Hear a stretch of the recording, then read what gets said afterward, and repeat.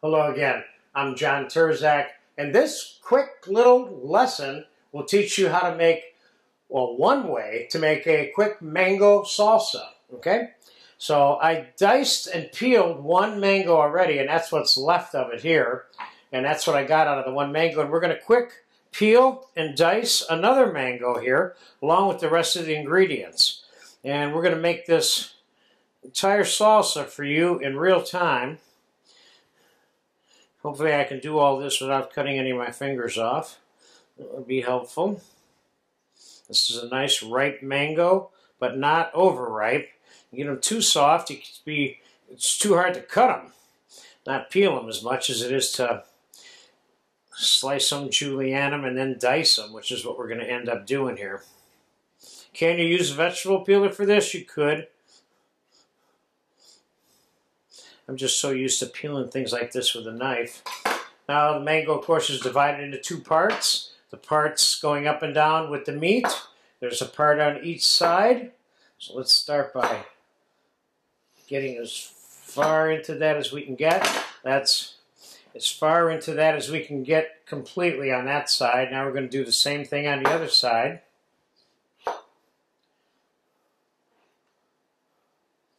Could you put this on a mandolin? Sometimes when I've made large amounts of this, I've done exactly that. But I got a lot of mango out of one. So it depends, depending on how much you're making, I wouldn't worry about it too much. Then, now you see I hit the center of the mango here on both sides. So now we're going to get the meat off these sides. That's as far as we're going to get there. We ran into the seed again.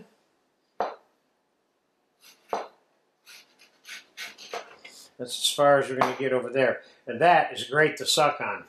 And just squeeze the rest of it off right in your mouth when you have time. So let's quick get the rest of this diced.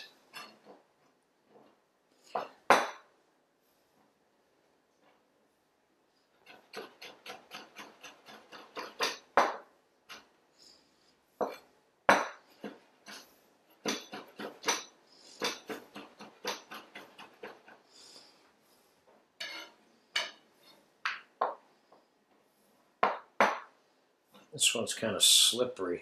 Let's put this on the top of there. There we go.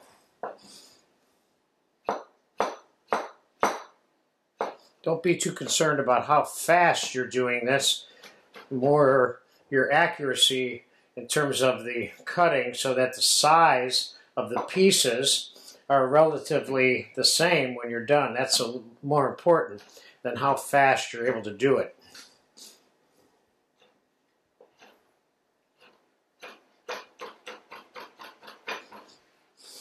And let's get this little piece done.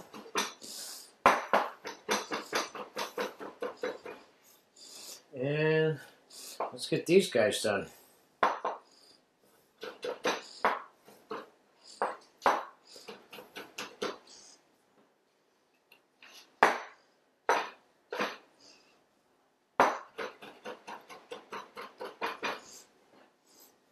And finally, so I'd say this is probably the biggest part of this operation right here.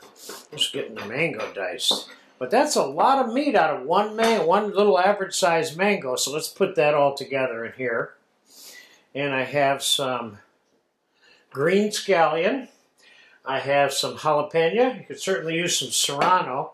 Now, you can make yourself a decision here right now. Do you want to include the seeds? Or do you want to take the seeds out? If you include the seeds, you're going to have a hotter salsa. If you take the seeds out, which is what I'm going to do, you're going to have not as hot of a salsa because the seeds contain a big chunk of the heat. This way, what we'll end up with is the flavor of the actual jalapeno chili without as much of the hot sensation. Again, you can make this as hot or not hot as you want. All right, so there's a jalapeno. Let's cut a little bit of green scallion here, very small. Now, can we use purple onions minced very small for this and get some other color? Yes, you can. I prefer it with the scallions. To me, that's a little bit more traditional. From the way I learned.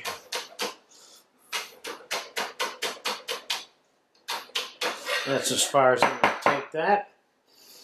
And let's take a little bit of red pepper here.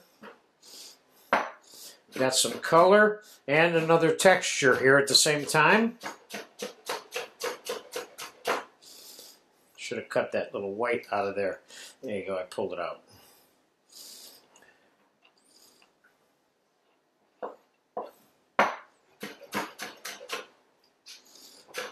Remember, when you're making a relish, which is really what this is, I'm calling it a salsa because of the style.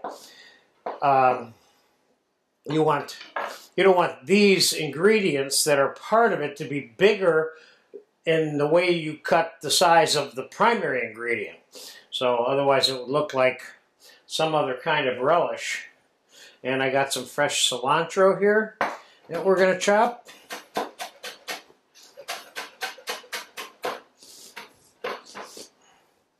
This is a nice, fresh tasting addition to so many different kinds of foods. I can't even begin to count them all right now. So let's get this, let's get a slightly larger bowl here.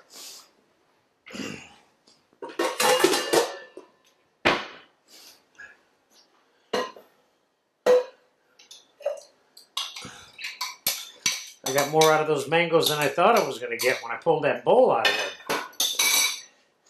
Let's put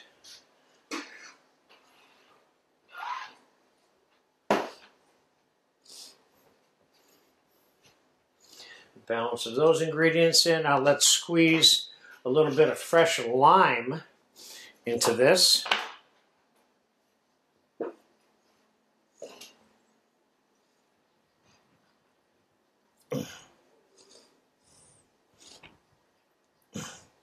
Not the juiciest lime I've ever seen, but I'm getting out of it what it has.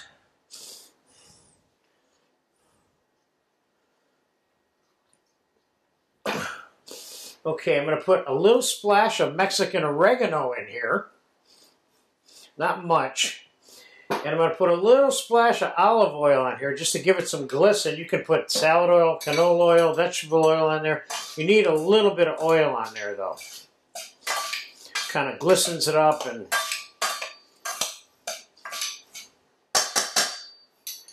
let's give that a taste.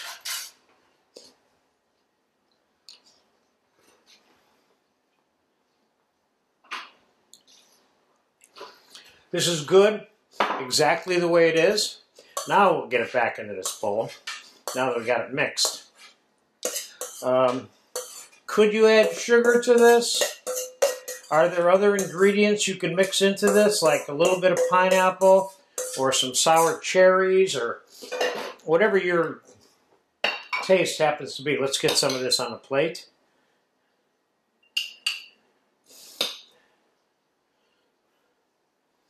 Simple, but good. Not 100% traditional Mexican because mango salsa isn't even 100% Mexican traditional to begin with. So this is more of a modern version of a mango salsa done in the style of Mexican salsa, as in pico de gallo. So there you have it. Enjoy it. Great for the summer. Put it on your tacos. Mix it on with your pork, your chicken, whatever you feel like. Good mango salsa.